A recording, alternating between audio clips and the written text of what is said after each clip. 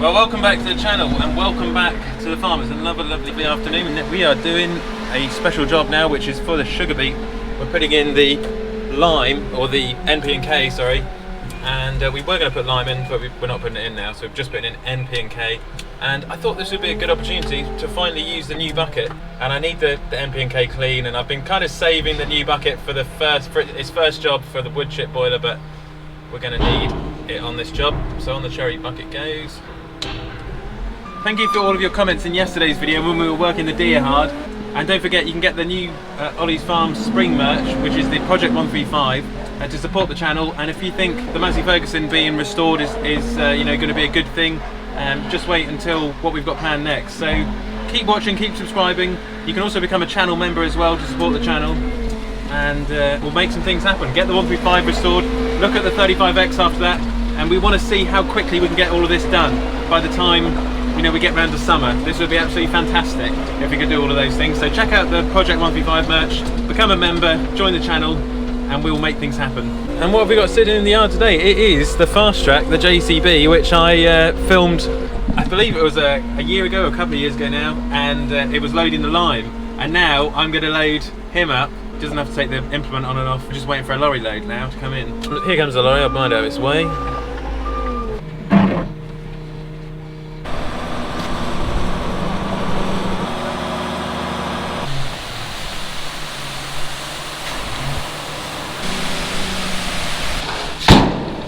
Cool.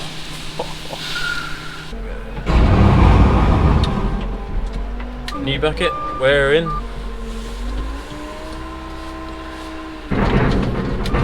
Fastrac and Bredal. Brand new bucket, a couple of days ago. Yeah.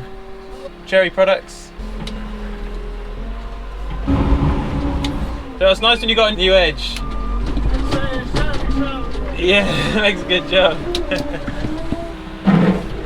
So the Fastrac driver's just gone to, he's taken a measurement or a weight of this amount of salt which we've got here, and he's putting it in the back of the machine so that he's weighing it on a calibrator over there, so we know how much to put onto the land for the fodder beet and also for the sugar beet, which has got to be grown as well. We were going to put lime on this year, but we tested the soil, we had it tested, and the lime levels in the soil are fine for growing the sugar beet this year, so we haven't actually had to put any lime on, which is very unusual. And what we're instead putting on is this salt mix, which is essentially like a feeder mix for the soil. So it's got some salt in there and minerals. This will be spread on with this specialist machine. That's why this machine has come in, is because we wouldn't warrant a machine like this to do this job.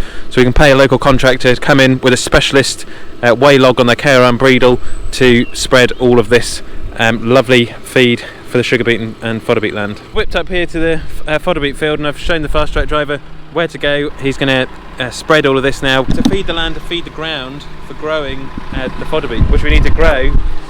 Sorry, it's terrible weather today, which we need to grow for the cattle. So there he is over there.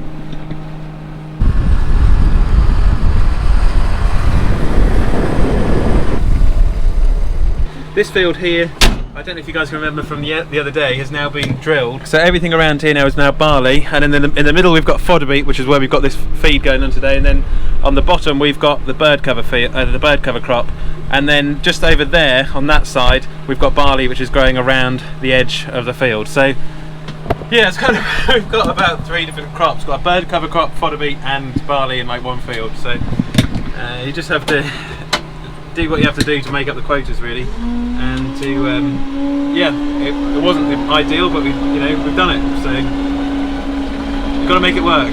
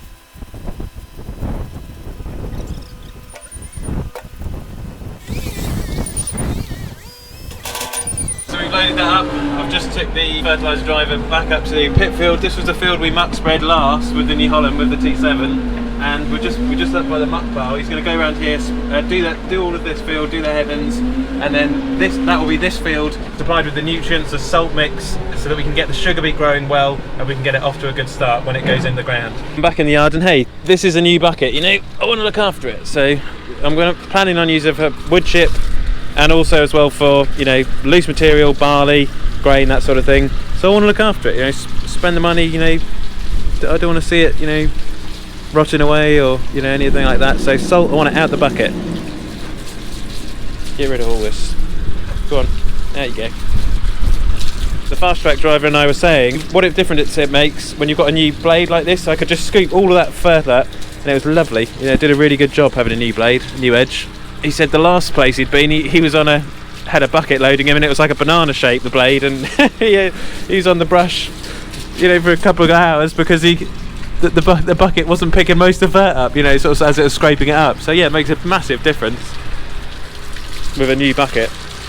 I should think when he came here it was a treat. Olly's loading services with a new edge. Yeah, no, that salt, that can be some, you know, corrosive stuff when you get it on these machines, so keep them clean, keep them tidy, you know, look after the machines and they'll look after you. I'll put the bale spike back on, which the Manitou pretty much lives on now. Hang on, put that on there. I'm going to grab a bale of straw. I mean, the weather today has just been unbelievable. It's just been non-stop rain, wind, cold. It is what it is, but you know, you can't do a huge amount about it, of course.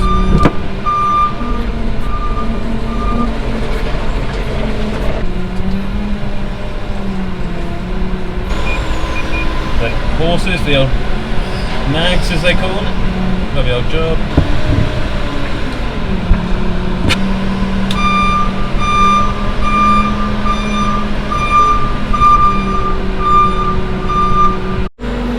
Lovely old job. I still haven't had the chance to wash off the Manitou. That's mainly because, I hope you would have seen in today's video, it's just so muddy everywhere. You wash it one day, you know, it was starting to dry up, things were coming nice, and it was like, you know, I'll clean the loader off, get that all tidied up for spring, but then, you know, literally the same day you take it out and it'll just get covered in mud. So it's going to be, you know, another few weeks really, maybe another month until things really start to dry up to where we can clean everything off, get it looking tidy, and, you know, start to really look forward towards summer.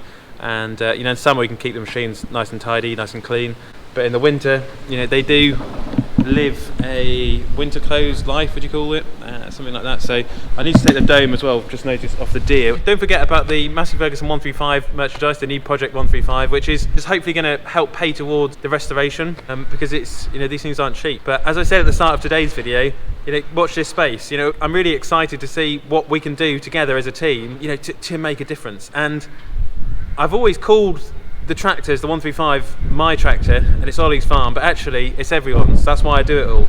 And yeah, if we can fund the rest of this restoration, and then look later on towards a TE20, Ferguson TE20, and a Massey Ferguson 35X, that would just be a dream come true. And then hopefully one day I'd love to give back to you guys by being able to open the farm up on an open farm Sunday, having people look at the wonderfully restored tractors, the collection, and talk about farming, talk about the farm, and be able to come outside to the countryside. That's my ambition, that's my goal.